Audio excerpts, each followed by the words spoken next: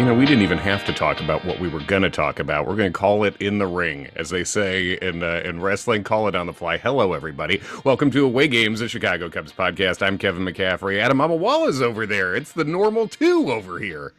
It's the normal too. We bop around all over the country, and then we somehow find ourselves back in New York to record a lot of the time. Yeah, to talk about a 5-4 Chicago Cubs team that has much Let's of Cubs go. Twitter absolutely dunking on people while we're only a half game back of the Pirates. Fuck yeah, winner mentality. This is the time to start doing that. Follow us at Away Games Pod on Twitter and all the things. Well, I will say we recorded last week as the Cubs were 1-3. I think was that what it was, or had they maybe won the previous night? Yeah, I think they were 1-3. Mm-hmm. 1-3 or 2-3, yeah, because that's how it went.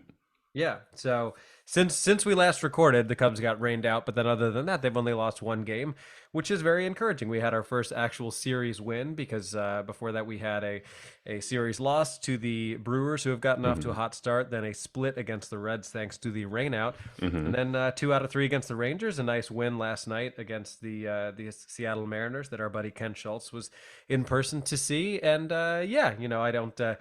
I don't think we're world champions yet, but I'll take a 5-4 after starting 1-3. Absolutely. I mean, you would take 5-4, just copy paste throughout the whole year for sure. And obviously, this is one of the softer parts of the schedule. But yesterday had a lot of the luminaries from Cubs Twitter over there. Ken Schultz was there. How you doing? We got Sarah Sanchez was there. Corey Friedman from now CHGO was over there, friend of the show. All these friends of the show I saw over there, and it was cool. So the game last night, they beat the Cubs beat the Mariners in extras with a Nico Hoerner walk off and his first walk off of his career. Yeah, which actually surprised me. I would not have guessed that was his first. No, and I tweeted it from the at Away Games Pod Twitter account right before it happened. But with the runner on third after Nick Madrigal, I don't know, on purpose or accidentally stole third, it seems like he got lost, but the Mariners got even more lost, and he took third after pinch hitter Tucker Barnhart came in and biffed several bunt attempts, which the bunts cut to the Rizzo. It's magic at there. Just it's Madrigal. Yeah, it's Madrigal. Hashtag it's Madrigal. Holler at obvious shirts. He took third, so the blown bunts by catcher / pinch hitter Tucker Barnhart didn't really matter. Adam, I'll say the bunting for the Cubs not going great so far this year. the bunts so far not good. This one was less maddening, I guess, than the Patrick Wisdom stuff, but Madrigal got over there, and as I was saying, I tweeted right beforehand, I can't think of a more perfect situation for exactly what Nico is built to do than a runner on third in extras with one out and getting in that run wins. Right. And they mentioned on the broadcast that the Cubs only had 2 walk-offs all of last year, which feels very low. I think one of them actually was Madrigal. I remember it was like a day game against the Brewers where that happened. But yeah, I mean, it's an encouraging sign, especially after the blown save from Fulmer, who's been good. Like, you're going to give up home runs sometimes. Like, that's a thing that happens in baseball. But a lot of credit to Keegan Thompson for working himself into and then out of a bases-loaded one-out situation. Like, the game is kind of won and lost there, you feel like, right? Because totally, yeah. As soon as the team puts up a crooked number in the top half of extra innings, then your whole approach changes rather than just saying like, oh, we just need this one run and we're good. Yeah, and Keegan clearly did not have his best command for sure. I mean, the fastball, obviously people were worried about. The velocity was down in spring training. He's popping back up around 94, 95 a lot, which is basically what you can hope for from him. So the velocity was there, but he just wasn't commanding the ball. He was walking dudes and it was all over the place. But what I really like about Keegan, and this feels sort of like meatball-y, intangible sort of stuff to enjoy, but he just doesn't seem afraid of stuff. And when he gets into a jam, you can sense some guys get nervous and sort of, get a little sweaty. I feel like when you watch Keegan get into a jam, he just gets angry about it. He gets annoyed about it and almost goes more direct and harder at the hitters, which I really like and is a perfect sort of mentality and approach for a guy who you're going to use in the important innings late in the game. It's a little bit of the vibe of when we saw Steele as a reliever. Like, absolutely did not seem flappable, which is a great quality, especially for a younger guy. I mean, Keegan is how old? Like 20. He was 26, he might be a little older than that, I think, yeah. 26 or 27, because he was a college draft pick as well. But He seems like he was born in the year that his puka shell necklace was invented. yeah, 1995. So Keegan There you he's 28 years old. Yes, go. so Okay, same yeah. same age. I mean, that age range is actually, for all the Cubs' failures in pitching development, the guys they've drafted in or brought over and developed in the system, the guys who are having success are all around that age. Justin Steele is right there, age-wise. We've got, I think he's 27, I want to say, and then Albert Alzolay is also 28. So like that, you start to see where the Cubs started having some hits is right around there in terms of who they were drafting, signing internationally, and developing. But yeah, I think that's a good call with Steele acting like that too. These are guys who sort of don't get rattled easily, Yeah. they and yeah, and it looked like it might be Keegan was losing a handle on things, and then he wasn't, and they walk it off there in the ninth, and like that is or in the 10th, and that is exactly what you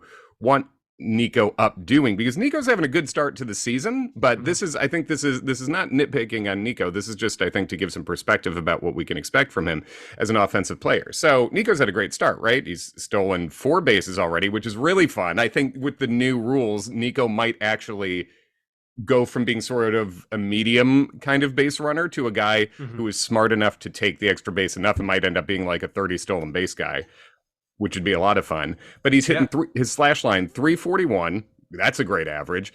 On basing 357 because he's not taking walks, although some of that's on the umpires lately. Yeah.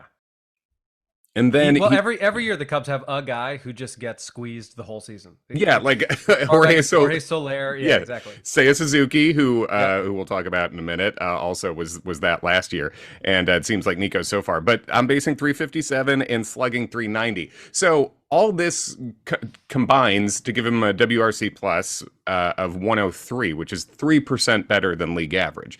So it's a difficult profile with Nico because you need a lot of on base when there just isn't any power there, and he flashed a little more power last year, and it typically with Cubs players the power starts to come when the weather warms up a little bit and all that stuff. But so it's sort of a tricky offensive profile to get right. It's probably what they wanted Nick Madrigal to do, and Nico's just doing it a lot better. But that is exactly the spot you want him up in. There is when you just need a little bit of line drive contact. Yeah, and you mentioned before the idea of like, 5-4 you're not blowing the world away, but are you going to take that over the course of a year? Like I think it's easy to forget when you look at something as small as 9 games what that represents, but 5-4 over the course of a season is winning 90 games. Yeah, like that's what that amounts to. I mean, 5-4. If you just copy paste that through the whole year, you're winning the dog shit National League Central. I'm fairly certain there.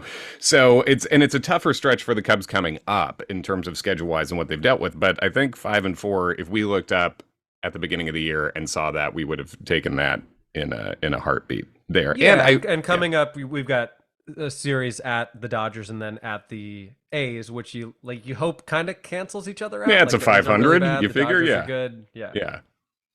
And we were talking about the Cubs Twitter luminaries that were over there, and that that transitions to the new hashtag, the new phrase "light the W." I don't know if you saw the new light show.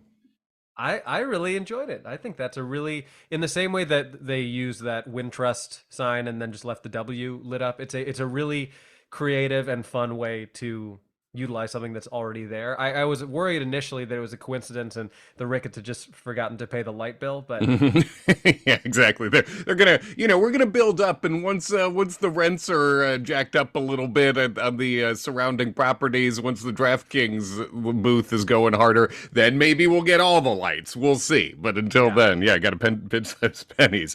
But even if so, they're pinching the pennies in a way that is stylistically appropriate in this case with those W's.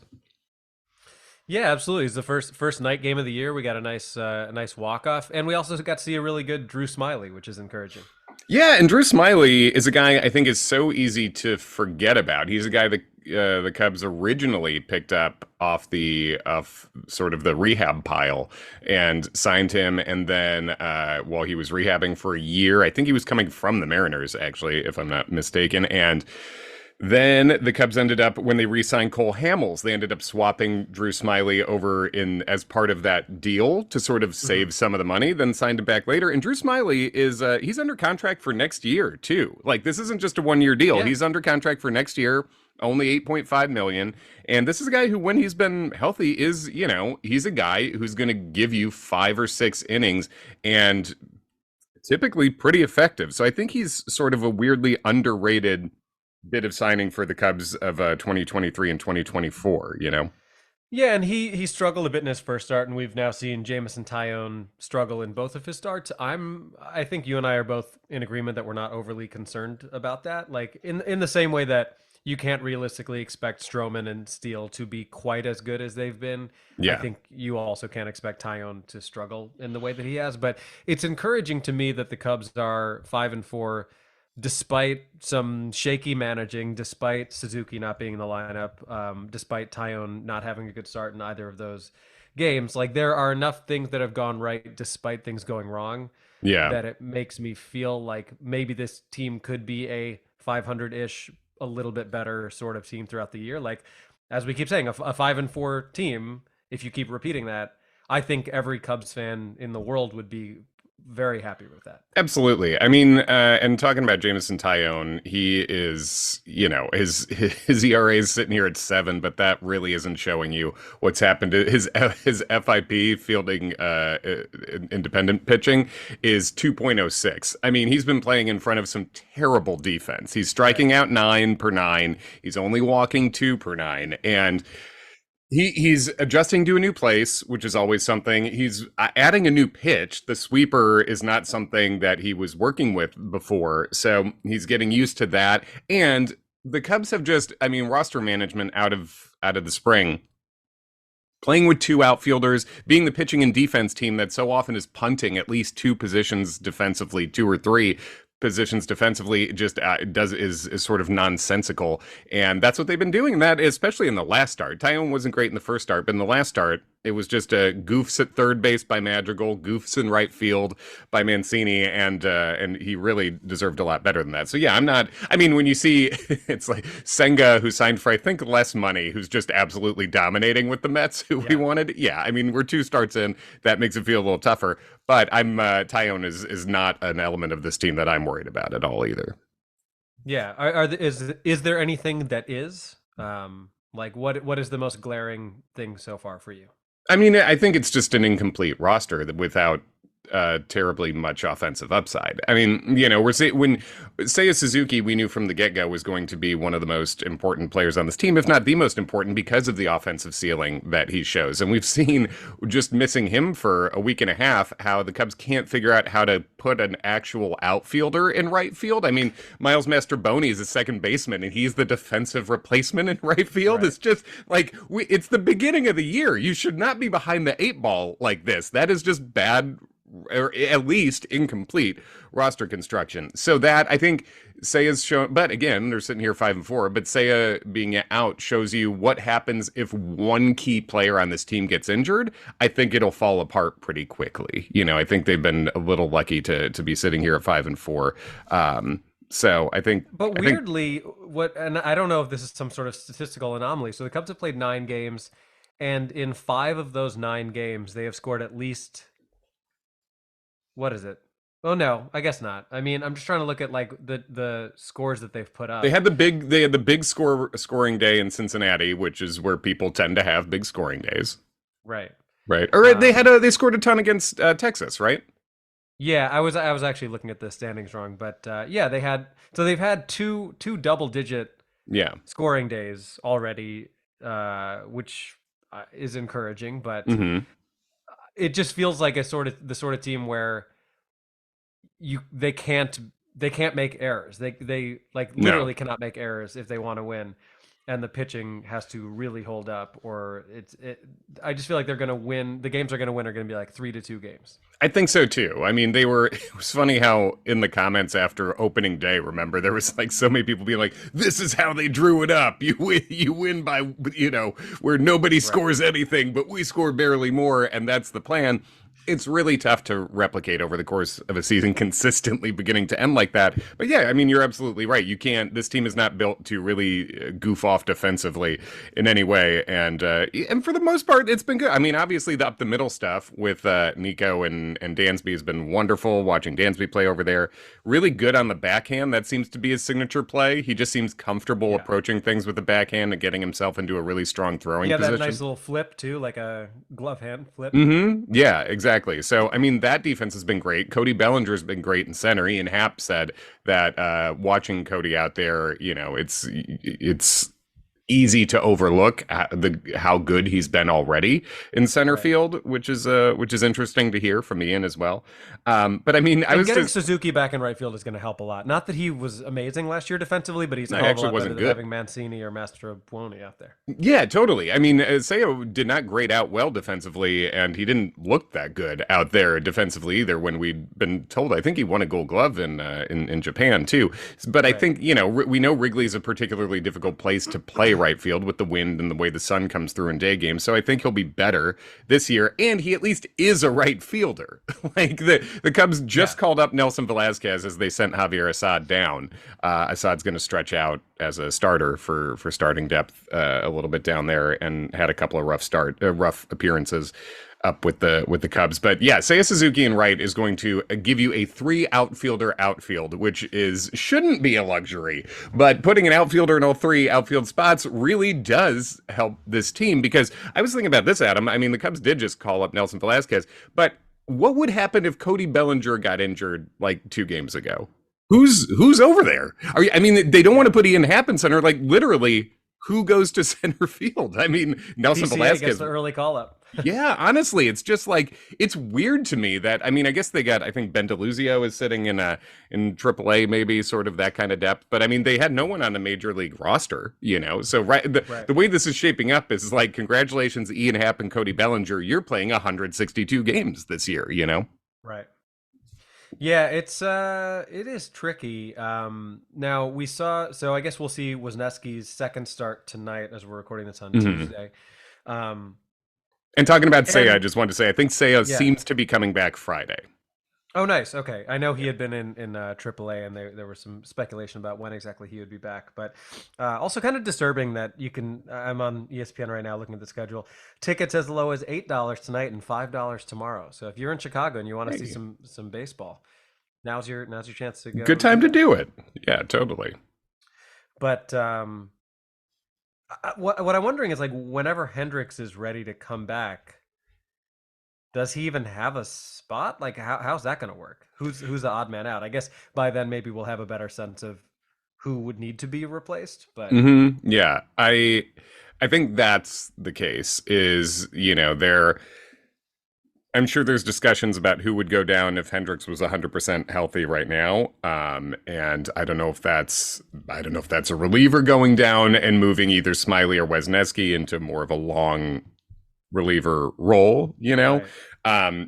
You would think it's not Stroman, it's not Steele, it's not Tyone, right? So Smyly is a guy who is pitching fine in that starting rotation, but I think when you sign him for 2 years for what you did, you expect him. I mean, he's not a starter who goes into the 7th or 8th anyway. He's a shorter starter. So I think you expect him to maybe get you 20 plus starts, and then maybe he does end up making some sort of swing bullpen appearances and stuff.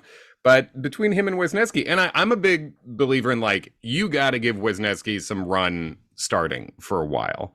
He looked good enough last year. I think you have to give him a run, because at some point the Cubs have to develop actual starters, and Justin Steele is that, and that's great. But Adbert Alzolay is a great example of a guy who's looking absolutely nasty out of the bullpen now, striking out everybody, walking nobody. The fastball velocity is at a career high average coming out of the bullpen. He's also not as young as I mentioned. He's 28, so Alzolay's not as young as I think you maybe think. Just he's run into so many injuries. But a couple years ago, Alzolay was a guy we were penciling into the rotation, like we are Wisniewski now. So that's always a possibility, Right. for these guys. Yeah, I totally agree with that. And Wisniewski, he wasn't bad. His first start he went 4 2/3, gave up three earned runs. So not what you want, but I mean, if he goes another inning and a third and goes 6 and gives up 3, you can live with that. Yeah, well, It's and not and ace stuff. It's not what he was doing in spring training, but it's also not spring training. also he was pitching in Cincinnati and all the runs came via dingers, I think, which is just what happens there too. So I'm Right. not too worried about that. But yeah, I mean, I think the question about Hendricks is, when he comes back, he's going to be in the rotation. You just don't know, yeah, there's not a clear place for him to take right now. And if it was me, honestly, I would probably rather move Smyly into the bullpen than Wisniewski right now, just because Smiley's done the back and forth a little more. He's older, he's used to it a little more, and I think Wisniewski, you really got to lock into that role and let him run with it for a little bit. So Smiley could be our new Mike Montgomery, kind of. Yeah, yeah, sort of like I don't want to say a rich man's Mike Montgomery because obviously he gets the most important outs, that fella. Yeah. But yeah, I mean, sort of like over the course of a year, probably a more effective version of an old school Mike Montgomery. Right.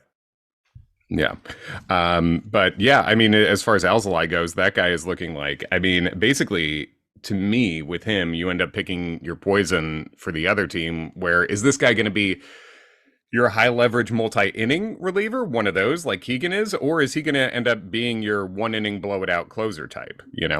Right. How do we feel about the bullpen? Like, how have you liked Fulmer and Boxberger so far? I mean, those guys fine. I think like we saw Fulmer obviously has run into a couple issues, but if you also are just like watching the games, the slider looks nasty. It looks like the Cubs have worked with him on a slider that is more sweeping, that gives you more Yeah. right to left movement than he Well, had that before. two-seamer that runs in on a lefty is like Maddox Hendricks-esque. Like the way it starts and then kind of hits that inside corner. I know He's that's a got pretty lofty comparison, but it's a good pitch. Yeah, he's got a lot of wiggle over there. I got no problems with him. Boxberger, I feel like we've seen him go out and be fine a couple of times. Boxberger seems like a veteran Mark Leiter to me, which is not like Right. that's not bad. But I think he's been fine. And then Michael Rucker's been really good too, who just seems to be a guy who's forgotten about a lot. But throwing a really nasty cutter and the velocity is up over 95. So, I mean, I think the bullpen, you can look at the AAA bullpen too, and it looks great. So I think, Zach Birdie in AAA is throwing triple digits and wipe out sliders, I think, down there and just looking absolutely unhittable. So Yeah. the bullpen's like, I'm completely unworried about. Yeah, and hopefully Brandon Hughes comes up soon as well, and that'll help in terms of having a lefty. He's throwing right now. Yeah, it's weird to have a bullpen with no lefties, but Hughes is throwing. Seiya hit a dinger off him in Arizona the other day, which is a good, good Rude, news, but bad cool. news. Rude, Yeah, but cool. exactly. But yeah, I think he'll be back soon. So I think this is one of those things where guys just don't. Your team doesn't stay 100% healthy, and I think the Cubs are just like, all right, we'll see. We'll see what happens. I mean, like Right. we'll see, and the holes will come up naturally to be filled, I think. I love when you talk dirty to me on the Oh show. man, I'm talking fucking sensual baseball starting early in April being sensual. That is early. Well, we've got 2 more against Seattle, then a 6-game West Coast swing, 3 at the Dodgers, 3 at the A's. So by the next time you and I are doing this, probably 7 games will have happened. What do you think the chances are that the Cubs are still above 500 7 games from now, with 2 more against Seattle, 3 against the Dodgers, and probably 2 more against Oakland before we chat again? 2 against the Mariners, 3 against the Dodgers, and 3 against Oakland. So we're Yeah, doing but probably 2 before we'll 8. be talking again. I think solid, because I mean you figure you can steal 1 from the Dodgers. You figure you figure you get 1 stolen from you against Oakland, probably. Yeah, And if the Cubs are 9-8 when we record the next time, I would also be okay with that. yeah, that's fine. I think, I mean, in Seattle should be good, but they weren't terribly good yesterday. They just could not stop running into outs and then giving away safes on the base Right. paths. Like it was just silly stuff. They had Colton Wong getting thrown out at second. They got I forget who it was, but Dansby had a classic backhanded pick and threw out a runner between second and third to get the lead runner in that inning. That saved a run there, and then obviously whatever the it's Madrigal was happening on that play, they couldn't figure it out either. So it's the Mariners really. I feel like I just thought if I was a Mariners fan watching yesterday's game, I would be furious because it just felt like incredibly annoying from their perspective. Like, how do we we're like trying not to win this game. Right, and also you've got your ace on the mound, and not that Mhm. he gave up that much, but like a game that Luis Castillo starts. If I'm a Mariners fan and I've got Luis Castillo going against the Cubs, I expect to win that game. Totally. So I think, I think the Cubs can take one of the remaining two against, against them. I think I'll say I think the Cubs will be over 500 next time we I'll talk. take it. I'll Yeah. take it. I like that. I mean, we've teams won 4 out of 5, and I don't care who your opponents are. 4 out of 5 during any stretch of the season is an encouraging sign. Yeah. Do you have any other moments that stuck out to you over the past week of Cubdom? Any weird things, weird interesting vibes, stand out anything? Like we mentioned the light show, that's a new thing. Yeah. I hear they found a cowboy hat in the locker room and put it on Nico after the game and said Nico's the new sheriff in town. So Did maybe Lester or Lackey leave that? yeah, probably. Yeah, just Yeah. just covered in cobwebs. Like, boy, we haven't seen this hat since the days of John Lester when he was crushing the now canceled Budweiser products in the God. back after a Nationals win. Well, I mean, I think the biggest things for me are just Stroman and Steele looking really, really solid at the top of the rotation. Beyond that, I'm trying to think if there's anything that really stuck out to me. What do you got? You got anything interesting?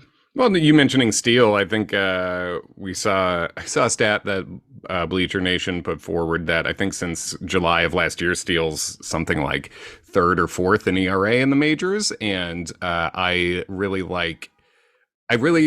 that's a great stat and adds to the feeling that I have that Justin Steele is who we think he is now. I don't think we can refer to this and feel like he's on a really hot streak. I think Justin Steele's a really good starting pitcher, and I think that's how it's going to be as long as he's Right. healthy. And I love pitchers that do something weird, and the weird thing statistically that Justin Steele does is no one hits him hard. I looked up the stats on this and I tweeted it from Away Games Pod, and in terms of hard hit by the Fangraphs hard hit metrics, he was top 10 in baseball last year, and I believe he was eighth, and the guys ahead of him, four of the guys ahead of him finished top 5 in the Cy Young voting. It was Shohei Ohtani, Max Fried, Alek Manoah, and Dylan Cease. Dylan Cease, who was drafted in the round right before him by the Cubs, if you want to dream on that. But I think Justin Steele just is really good. And for whatever reason, late movement, Mariano style or release point, he doesn't look funky, but guys just cannot square up the ball on him.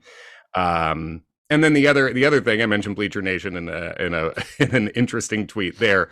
The other thing that sticks out to me, of course, this is a personal bugaboo, but after the day after a walk-off, we got Bleacher Nation posting Cardinals are in last place with a photo of Wilson Contreras, and I'm exhausted by the Cubs Twitter, like the embracing trolling for some reason, and the going full hashtag trader TRADER fan base. I don't want to be that. What the fuck are we doing? I don't know why people are obsessed with Wilson Contreras in a negative way, shouting about the Cardinals pitchers' walk numbers and attributing it to Wilson Contreras as if pitchers don't have anything to do with pitching.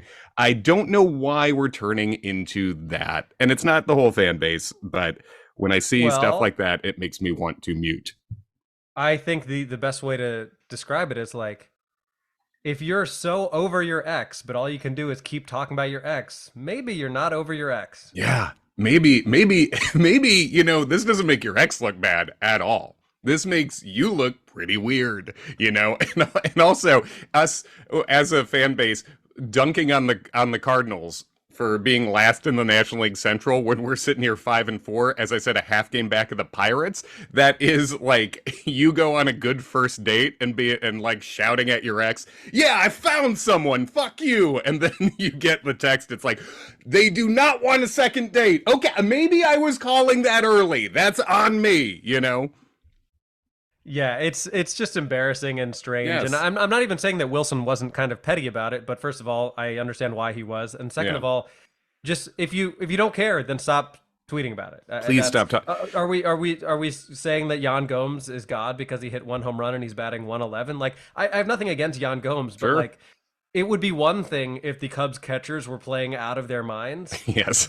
And offensively, they are definitely not. Like yes. if you say that you like how they're calling games, fine. If there are some intangibles that maybe laymen like you and I didn't see with Wilson. No, but Cubs Twitter's they're experts though. Yeah, They're real experts on the intangibles of catching. On a more positive note, though, I think the big thing that sticks out that you and I both really enjoyed was just Dansby being that dude. You know, not only is he playing great, but the passion. And I tell you what, when you do a big fist pump and you got a good head of hair, it really makes it that much better.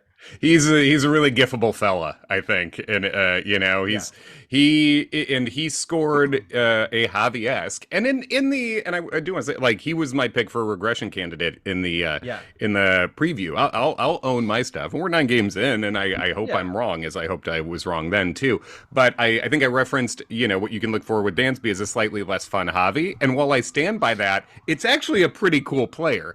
Like it is like a slightly less fun Javi's one of the most fun baseball players in the world. So Dansby, what really, I think the moment that really got him over with me was in a game it was the game they were blowing out the Rangers, and he came around from first to score on a hit to the outfield that the cutoff man just bobbled for a second. Mm-hmm. He came home, dove in, came up pumping his fist and I think that expanded the lead to like 7 in the late innings or something. Right. And just watching him give a shit was really fun. And that was the same day that his wife, Team USA's leading scorer, hurt her knee and might be out for the World Cup, which sucks. So the fact that Dansby was able to fight through all of that and was just giving a shit was really, really fun. So yeah, heck yeah, Dansby. 2 weeks into the season, great stuff. Absolutely. You got any other final notes, thoughts? No. Let's get out of here. All right, where you got anything coming up that people can see yet? Oh, yeah. I'm sure a huge portion of our fan base lives in Stamford, Connecticut, so you can definitely see me on April 22nd there. If you are, I don't even know how to get into this show, but I'm doing a show in Los Angeles at the Blind Barber on April 24th, which is one of the hottest shows in that town. So if is that the one in Culver City or Highland Park? Culver City, I think. Nice. So I believe, Adam, maybe you're like this too. I don't know about my shows until I'm like on the way there and I Google it. What are you doing in LA? My brother Patrick is taking me on a trip. Actually, he had a few days off, and we just wanted to go somewhere. And there's some business I can do in Los Angeles, so I'm going to be out there very briefly, not doing my show this weekend. You could have seen the Cubs and Dodgers. I know. The timing just didn't work out, but and I got a bunch of shows. Just check me out. It's kevin-mccaffrey.com. My schedule's up there. There's a bunch of stuff coming up. How about you? Anything to plug on the way out? 420, baby. A big weed guy. You're just lighting a big old spliff and getting freaked out of your mind. Yeah, I don't have a show. I'm just wanted to plug 420. No, I will be. I'm going to be headlining the Albany Funny Bone on 420. Oh, that's great. A week from Thursday. So if you know anyone in the Albany area, get them out to those shows. I'm going to be. But before that, I'm going to be in Vegas this week at Brad Garrett's Comedy Club. Oh, great! Friday the 14th, which I've heard is a lot of fun. I'm hosting that show, and then I got Boulder, Colorado coming up in May. Hell yeah, that's awesome. See, you guys should come see us in person sometime. How about that? Follow us. You won't. Many won't, but most won't. But those that do, even more special. I'm at Kevin McCaff on all the things. Adam, where do people follow you on Instagram, for instance? Just my name, if you can spell it, at Adam Mamwala. Fucking dare ya. Thanks for listening, everybody. Light that W.